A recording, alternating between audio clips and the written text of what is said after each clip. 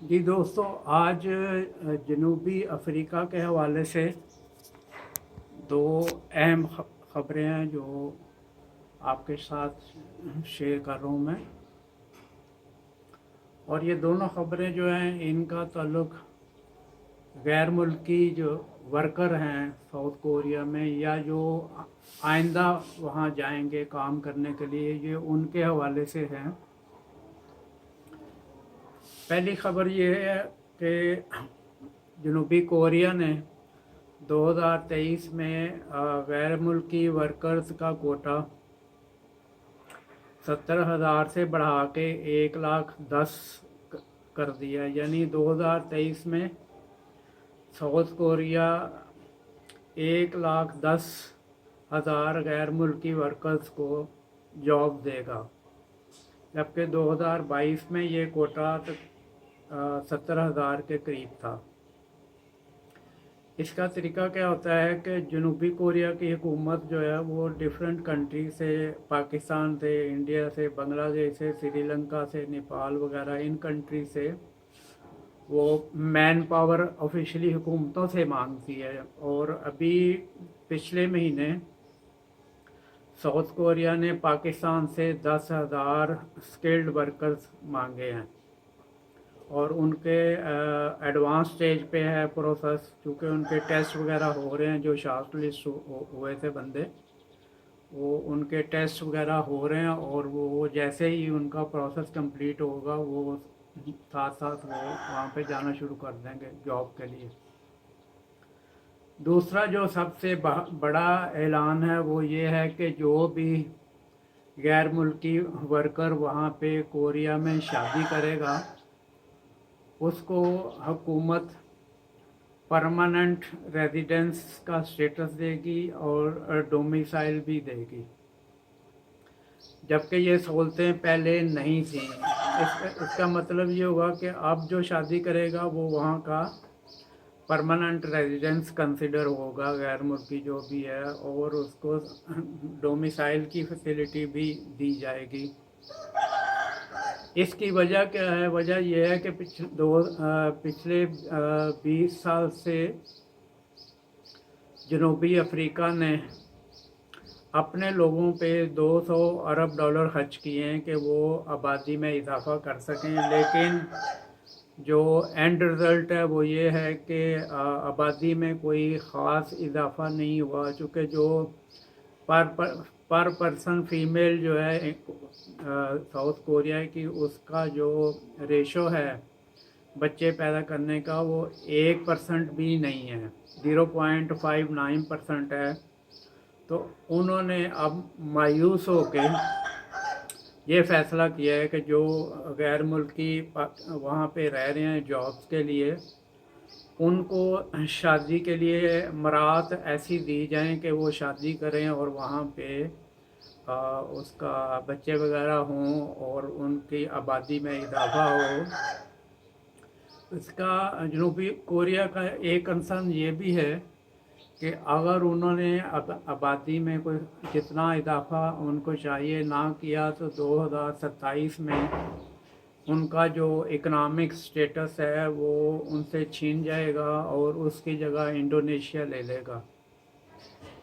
इस वक्त जनूबी कोरिया की ग्लोबल इकनॉमिक रैंकिंग जो है 10वें नंबर पे है दुनिया की इकॉनमी में, जबकि इंडोनेशिया 13वें या 14वें नंबर पे है। लेकिन अगर आबादी में इजाफा ना हुआ तो फिर ये मैन पावर की रिक्वायरमेंट साउथ कोरिया पूरी नहीं कर पाएगा। तो उसकी वजह से जो है वो उन्होंने कैलकुलेट किया है कि अगर ये 2027 तक इन्होंने आबादी में इजाफा ना किया तो ये इनका 10वां रैंक जो है वो इंडोनेशिया छीन लेगा इनसे ना। इनकी आबादी 5 करोड़ है साउथ कोरिया की, जबकि इंडोनेशिया की 27 करोड़ है। लेकिन इकोनॉमिक रैंकिंग साउथ कोरिया की ज़्यादा है, क्योंकि इनकी एक्सपोर्ट्स बहुत ज़्यादा हैं और एक्सपोर्ट इनकी 800 अरब डॉलर के करीब है सालाना 2022 में, जबकि इंडोनेशिया की उससे कम है। और जीडीपी भी इनका अच्छा है। इस वक्त इन्फ्लेशन साउथ कोरिया में 3.5% है, जबकि पूरी दुनिया में इस वक्त महंगाई ने आग लगाई है हर चीज़ को। तो उन्होंने साउथ कोरिया ने खासा कंट्रोल किया। अभी 2 महीने कबल जनूबी कोरिया के सदर ने अपनी बड़ी मेगा कंपनी को ये अपना रिक्वेस्ट की थी कि वो जो ग्लोबल इन्फ्लेशन की जो वेव आई है उसमें आवाम को रिलीफ दें। तो उसका नतीजा ये हुआ कि इन्फ्लेशन और नीचे आ गया, 3.5% पे है, जबकि बड़े बड़े ममालिक का इस वक्त हशर नशर हुआ है। जैसे कि तुर्की में इन्फ्लेशन इस वक्त 50% है, और उसमें बरतानिया में 10% है, और पाकिस्तान में 45% है इन्फ्लेशन इस वक्त, और इंडिया में 5.5% है। और भी बहुत सारे कंट्रीज़ हैं जिनमें इन्फ्लेशन ज़्यादा है, जबकि साउथ कोरिया ने इन्फ्लेशन को, महंगाई को कंट्रोल किया हुआ है। तो मैंने जैसा कि अपने पहली वीडियोस में भी बताया था कि उसमें साउथ कोरिया में जो मिनिमम वेजेस हैं वो तकरीबन $58 पर डे बनते हैं स्किल्ड वर्कर के लिए, जो ऑड जॉब जिनको बोलते हैं ना, जो फैक्ट्रियों में काम करते हैं, जो कंस्ट्रक्शन के हम उसमें लेबर का काम करते हैं, या इंडस्ट्रियों में लेबर का काम करते हैं, या और इस तरह की जॉब्स करते हैं, उनके जो मिनिमम वेजेस हैं वो $58 के बराबर हैं। अगर कोई बंदा वहाँ जाता है वो बगैर ओवर टाइम के भी वो कम से कम $1500 के बराबर महीना कमा सकता है, जिसमें से $500 अगर वो खर्च भी कर ले तो भी $1000 उसका बच जाता है। तो अब जो ऑफ़र किया उन्होंने, एक तो उन्होंने जॉब्स का कोटा बहुत बढ़ा दिया है, 70,000 से 1,10,000 कर दिया, और शादी के लिए बारात का भी ऐलान कर दिया है। पहले शादी की परमिशन तो थी, लेकिन ये वाली फैसिलिटीज़ नहीं थी जिसमें परमानेंट रेजिडेंस का स्टेटस नहीं देते थे और गैर मुल्कियों को और डोमिसाइल की फैसिलिटी नहीं देते थे। लेकिन अब उन्होंने ये इसकी इजाज़त दे दी है, और उनका ये ख्याल है कि आइंदा चंद सालों में उनका बर्थ रेट जो है वो 0.59 जो है वो पर कोरियन फीमेल के बढ़कर ये तकरीबन 1.5-2% पे चला जाएगा। और उनकी आबादी इस वक्त जो 5 करोड़ से थोड़ी सी ऊपर है, ये इसको तकरीबन वो 6 करोड़ पे ले जाने में कामयाब हो जाएंगे।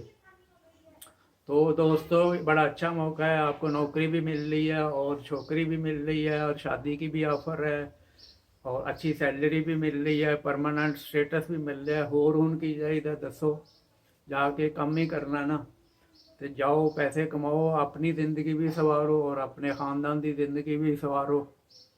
क्योंकि इतने जो एशियन कंट्रीज हैं, मसलन हमारे जो जैसे पाकिस्तान है, इंडिया है, बांग्लादेश है, श्रीलंका है, नेपाल है, यहाँ के माशी हालात इतने अच्छे नहीं हैं, इतने पैसे नहीं हैं। इसी वजह से हर साल लाखों की तादाद में जो है लोग वो जॉब के लिए मुख्तलिफ़ कंट्रीज़ में जाते हैं, और उनमें नंबर 1 जो है वो साउथ कोरिया है इस वक्त, जो धड़ाधड़ गैर मुल्कियों जॉब दे रहा है। फिर जापान है। तो इसको ज़रूर ट्राई करें और अपना मुस्तकबिल के लिए बेहतरीन करें। अब तो रेजिडेंस का भी मौका मिल गया है। बहुत शुक्रिया।